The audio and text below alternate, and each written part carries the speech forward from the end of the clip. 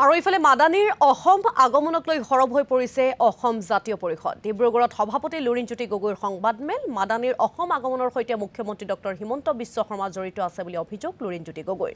অসমত এতিয়া বদৰুদ্দিন আজমলৰ কাম নোহোৱাত ৰাজ্যৰ বাহিৰৰ পৰা সাম্প্ৰদায়িকতাৰ এজেণ্ট আমদানি কৰাৰ অভিযোগ উত্থাপন কৰিছে অজাপৰ সভাপতি লুৰিণজ্যোতি গগৈয়ে। শ্ৰীৰামপুৰ গেটৰ পৰা গোৱালপাৰাত মাদানীয়ে বাহৰ পতা কেনেকৈ সম্ভৱ বুলি প্ৰশ্ন কৰিলে লুৰিণজ্যোতি গগৈয়ে। মাদানীক সম্পূৰ্ণ চৰকাৰী নিৰাপত্তা প্ৰদান কৰাৰ অভিযোগ লুৰিণজ্যোতি গগৈৰ। গুৱাহাটীলৈ আহি মাদানীয়ে কেনেদৰে সংবাদমেল সম্বোধন কৰিলে সেয়াও এক ডাঙৰ ৰহস্য।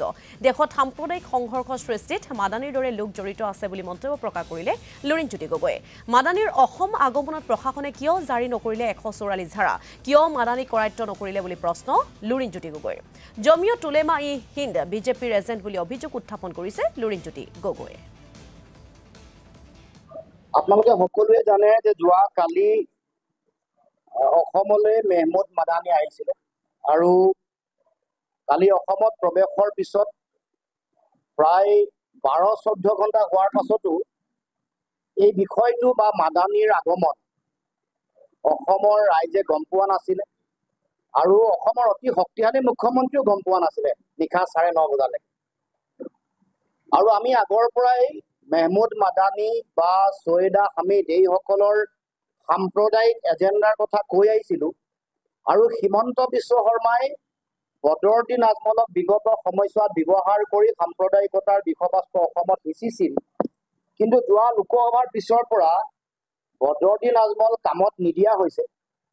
বদৰুদ্দিন আজমলক অসমৰ ৰাইজে বিজেপিৰ এজেণ্ট, বিজেপিৰ বি টিম বুলি গম পোৱাৰ পাছত এতিয়া অসমৰ মুখ্যমন্ত্ৰীয়ে বাহিৰৰ পৰা সাম্প্ৰদায়িকতাৰ এজেণ্টক আমদানি কৰিছে।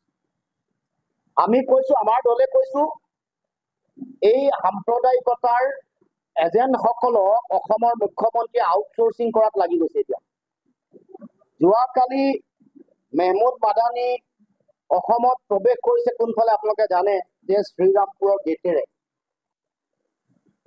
এনেই গোৱালপাৰালৈ যাবলৈ হ'লে গুৱাহাটী বৰঝাৰ বিমানবন্দৰৰ পৰা 125 কিলোমিটাৰ, 2 ঘণ্টা সময় লাগে।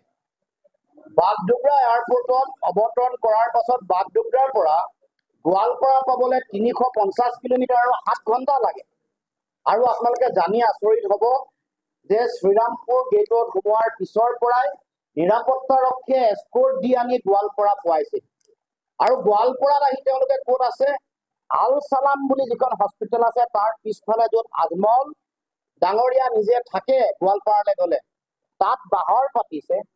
আৰু গোটেই বিষয়টো যেতিয়া আমি 8:30 বজাত আমি গোটেই বিষয়টো উত্থাপন কৰিলোঁ, সংবাদ মাধ্যমলৈ আমি আমাৰ বাতৰি আমি প্ৰেৰণ কৰিলোঁ, আমাৰ প্ৰতিবাদ প্ৰেৰণ কৰিলোঁ যে 144 ধাৰা এতিয়া কিয় নিদিয়ে, এতিয়া মেহমুদ মাদানী কিয় কৰায়ত্ব নকৰে, তেওঁক কিয় শ্ৰীৰামপুৰৰ পৰা নিৰাপত্তাৰক্ষী দি এক ৰাজ আতিথ্য দি গোৱালপাৰালৈ লৈ অনা হ'ল। এই প্ৰশ্নবোৰ উত্থাপন কৰাৰ লগে লগে 9টা বজাত সংবাদগোষ্ঠীক সম্বোধন কৰাৰ লগে লগে 9:02 সংবাদগোষ্ঠীক সম্বোধন কৰাৰ লগে লগে আমি দেখিলোঁ যে অসমৰ মুখ্যমন্ত্ৰীয়ে 9:21 এটা টুইট যোগে মেহমুদ মাদানীৰ অহাৰ কথা তেওঁ অসমৰ ৰাইজক ৰাজহুৱা কৰিছে। 9:30 বজাত তেওঁ ছ'চিয়েল মিডিয়া ফেচবুকলৈ গৈ তেওঁ সতৰ্ক দৃষ্টি ৰাখিবৰ কাৰণে নিৰাপত্তাৰক্ষীসকলক নিৰ্দেশনা দিয়া কথা ক'লে। মোৰ এতিয়া কথা হ'ল যে অসমত ইমান বিয়োগম এটা ডাঙৰ বিভাগ আছে,